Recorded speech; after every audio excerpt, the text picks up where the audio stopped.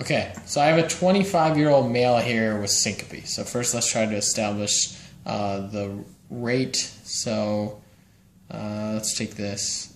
We have 300, 150, 100, 75. So it's in between 100 and 75, a little bit closer to 100. Let's say 90. So the rate is 90. Let's look at the rhythm. So at first glance, this rhythm may look abnormal to you because here this is shorter than longer, and now these are equal, but now it's shorter again. Now these are equal. Now this is shorter again. Now these are equal.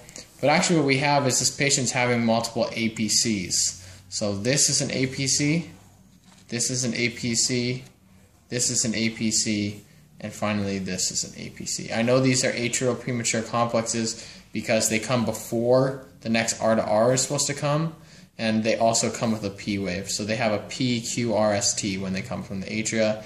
And then I also know that this is not just an underlying arrhythmia because all the R to R intervals in between these APCs are very, very normal. So this is actually a sinus rhythm with just APCs. Now, obviously, you're noticing the voltage. We'll get to that in a second. So AVF is up, 1 is up, 2 is up. So this is a normal axis. So now let's get to the voltage.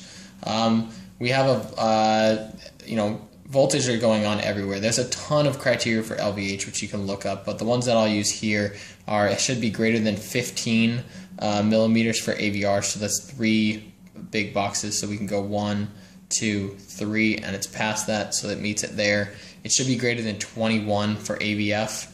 So let's see, we have 1, 2, 3, 4. That's 20. And then it's greater than 25, so it's well above 21. So it meets it there. This actually meets the criteria in 4 or 5 different ways, but you guys can look that up on your own. And then you'll see ST depression here in the inferior leads. So ST depression and ST segment abnormalities in general can be caused secondary to an IVCD or a left ventricular hypertrophy. And in this case, since the left ventricular hypertrophy is so extreme, that's why you're seeing the ST segment depression. Since this, given his history, 25-year-old male with syncope and extreme left ventricular hypertrophy, I would diagnose this patient with HOCM.